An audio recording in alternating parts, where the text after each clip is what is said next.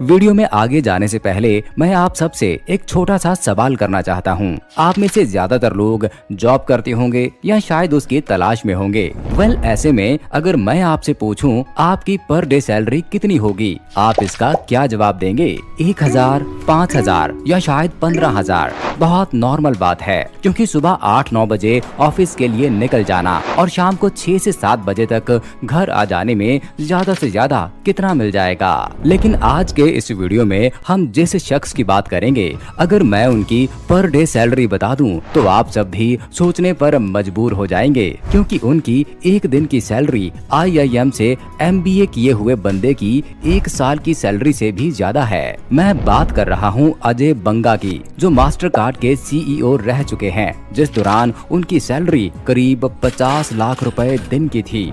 और भी इंटरेस्टिंग बातें बताता हूं। पूरी दुनिया के पैसों का एक मेन सेंट्रिक पॉइंट माना जाता है world bank. World bank basically दुनिया का सबसे बड़ा सोर्स है फंडिंग का, उन कंट्रीज के लिए जो डेवलपिंग हैं, यानी डेवलप हो रही हैं, जिनको डेवलप होने के लिए, ग्रो करने के लिए फंडिंग की जरूरत है। जैसा कि इसके नाम से ही हमें पता चल रहा होगा कि जहां पूरी दुनिया का पैसा रहता हो। इसके 5 मेजर शेयर होल्डर वाली कंट्रीज हैं US, जापान, जर्मनी, फ्रांस और यूनाइटेड किंगडम। लेकिन क्या हो अगर मैं आपसे कहूं कि हमारे इंडिया का ही कोई शख्स वर्ल्ड के फाइनेंशियल लेवल्स में सबसे ऊपर वर्ल्ड बैंक का प्रेसिडेंट बन सकता है। ये बात सुनने में जितना गर्व महसूस होता है, उससे कई गुना ज्यादा इससे सीखने की जरूरत है। जी हाँ, अजय बंगा जो एक इंडियन हैं, वो अब इतने बड़े पोजीशन के लिए बहुत ज्यादा डिजर्विंग कैंडिडेट के रूप में देखे जा रहे हैं और इसी साल के जून तक वो वर्ल्ड बैंक के CEO यानी प्रेसिडेंट के रूप में दिख सकते हैं। तो आइए मिस्टर अजय बंगा के सफर को शुरुआत से जानते हैं। इसके अलावा हम ये भी जानेंगे कि किस तरह वो वर्ल्ड बैंक के प्रेसिडेंट बनने की पोजीशन के लिए डिजर्विंग माने जा रहे हैं। इन्होंने अपनी मेहनत और लगन के कारण जिंदगी में बहुत सी सफलताएं हासिल की हैं और जाहिर सी बात है, अगर इन सभी पर गंभीरता से गौर फरमाया जाए तो ये हमें हमारे पर्सनल जिंदगी में भी बहुत मदद करेगा और ज्यादा पैसा कमाने, सफलता हासिल करने और जिंदगी में आगे बढ़ने के लिए। आइए शुरू से शुरू करते हैं। साल 1959 जब उनका जन्म हुआ महाराष्ट्र के पुणे शहर के एक सिख फैमिली में, जहां इनके पिता आर्मी ऑफिसर थे। इनकी फैमिली पंजाब के जलंधर शहर से बिलोंग करती है, लेकिन अपने फादर की पोस्टिंग की वजह से पुणे में रह रहे थे। उनके पिता एक रिटायर्ड लेफ्टिनेंट जनरल थे। अजय ने अपनी पढ़ाई शिमला के सेंट एडवर्ड स्कूल और हैदराबाद के हैदराबाद पब्लिक स्कूल से पूरी की। आगे अपनी ग्रेजुएशन को कंप्लीट करने के लिए उन्होंने दिल्ली का सेंट स्टीफेंस कॉलेज ज्वाइन किया, जो कि दिल्ली में था, और ठीक इसके बाद उन्होंने मैनेजमेंट में PGP किया, जो ऑलमोस्ट सिमिलर है आज के MBA से, और वो इंस्टीट्यूट इक्विवेलेंट है IIM अहमदाबाद से। यहाँ तक तो हमने बात कर ली उनकी जिंदगी के शुरुआती सफर की।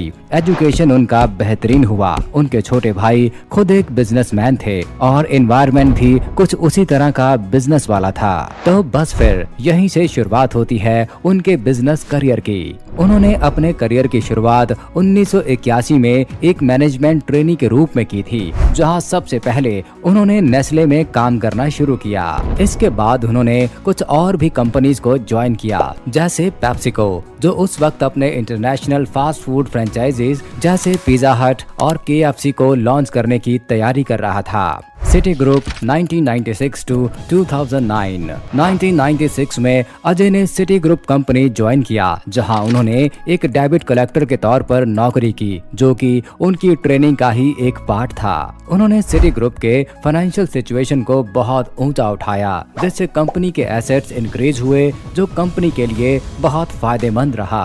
2005 से लेकर 2008 तक वो cities international global consumer group के चीफ एग्जीक्यूटिव रहे, जिससे नॉर्थ अमेरिका में होने वाले सारे क्रेडिट कार्ड और कंज्यूमर बैंकिंग ऑपरेशन की जिम्मेदारी उनके कंट्रोल में थी।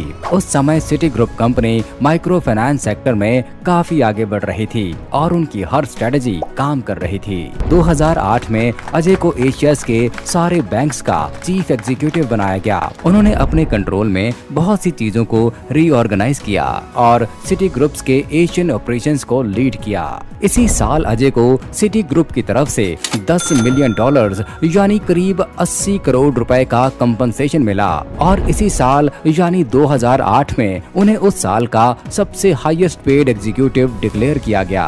आइए सफर को थोड़ा आगे बढ़ाते हैं। अप्रैल 2010 जब मास्टरकार्ड ने अजय को अपना COO यानी चीफ ऑपरेटिंग ऑफिसर डिक्लेयर किया और ठीक इसके बाद उसी साल के जुलाई महीने में बोर्ड ऑफ डायरेक्टर्स की सहमति से अजय ने CEO की पोजीशन के लिए रॉबर्ट सिलेंडर को पीछे छोड़ा, जो इससे पहले 1997 में मास्टरकार्ड का CEO था। अजय बने मास्टरकार्ड के नए CEO और उन्हें पहले साल में कंपनसेशन के तौर पर करीब 100 करोड़ रुपए रिसीव हुए। अजय जब तक मास्टरकार्ड में CEO रहे, उन्होंने अपने लीडरशिप के दौरान बहुत बेहतरीन काम किया। उन्होंने रेवेन्यूज को 3 गुना कर दिया। उन्होंने नेट इनकम को बढ़ाने में बहुत मेहनत की। जो मार्केट कैपिटलाइजेशन पहले 30 बिलियन डॉलर्स के करीब था, वो बढ़कर अब 300 बिलियन डॉलर्स तक पहुंच गया।